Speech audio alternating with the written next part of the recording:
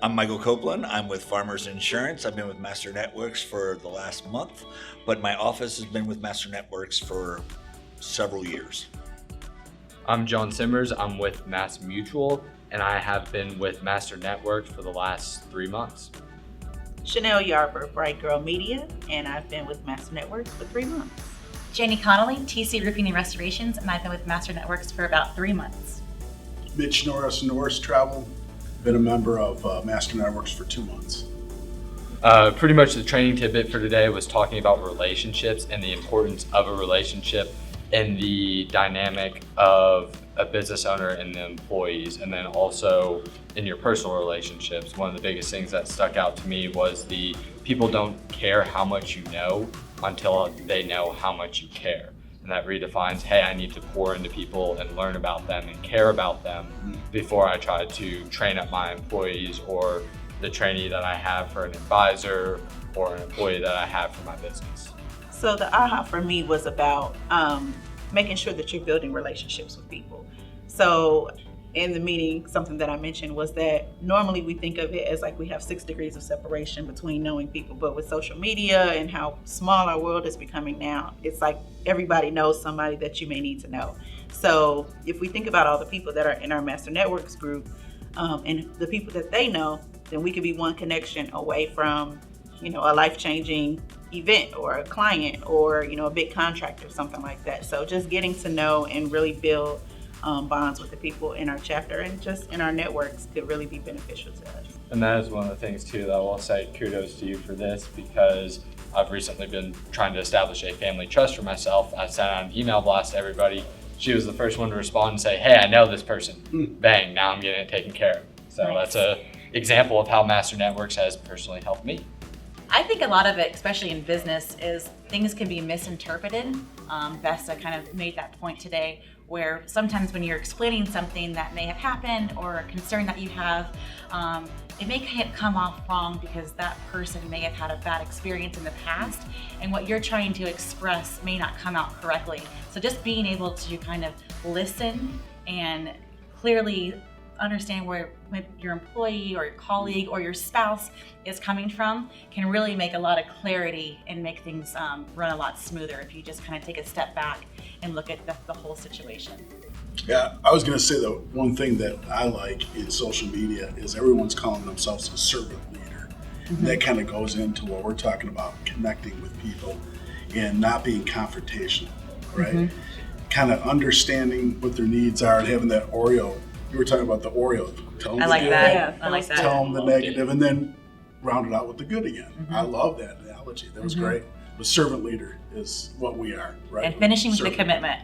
I think also a lot of that has to come from understanding that all businesses have had to change. What we do now isn't what we did 20 years ago, what we didn't do 40 years ago. And for some of us that are new to certain businesses, you have to understand that relearning that business is relearning how to manage, coach your team. Because you can't talk to people like you did just 10 to 15 years ago. And you have to have that understanding of communication is the thing that will make you fail.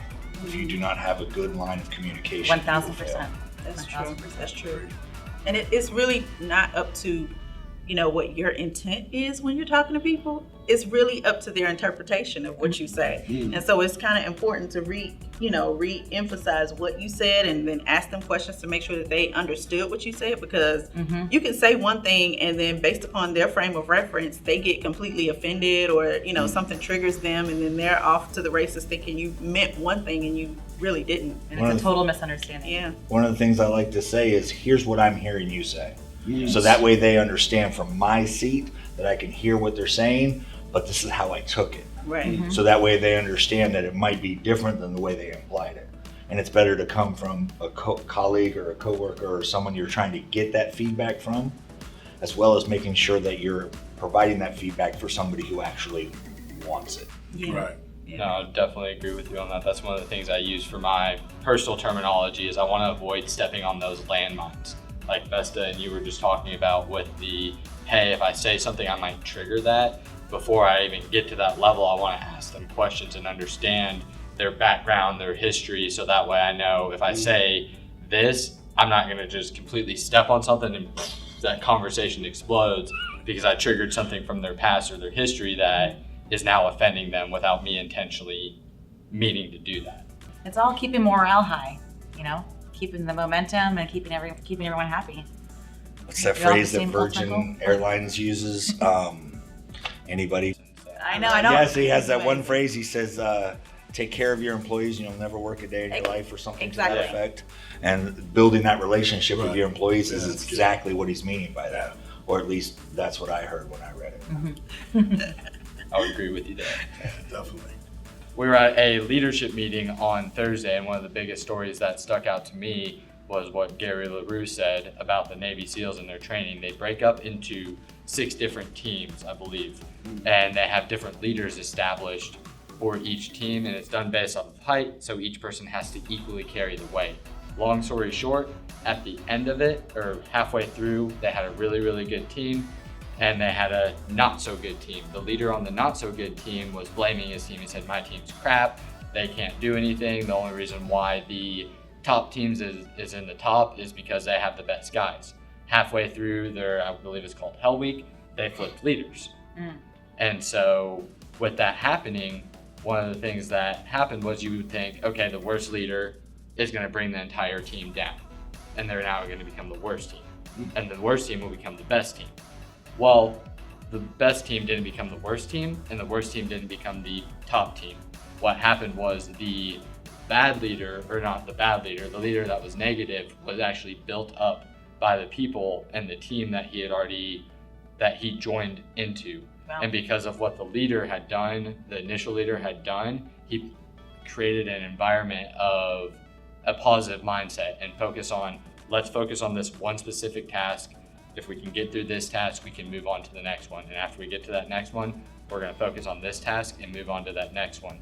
And that's where that team, once the other leader that was blaming his entire team came in, they were able to reshape his mindset and show him, hey, here's how we need to go about doing this. And so his leader level with the other team was low, but once he got around other people and developed a relationship with them, they built him up to be a higher quality leader. That's good. I Wow. love that. I was at the training on Thursday as well, and for me, hearing situations like that, and then just being there, reshaping my thoughts around leadership, because I'm in leadership in so many other organizations as well as Master Networks. Just understanding about taking ownership of your leadership role, not blaming other people, keeping the morale high, keeping the energy high. And just kind of being accountable and a problem solver, being agile, all those things that go into being a leader.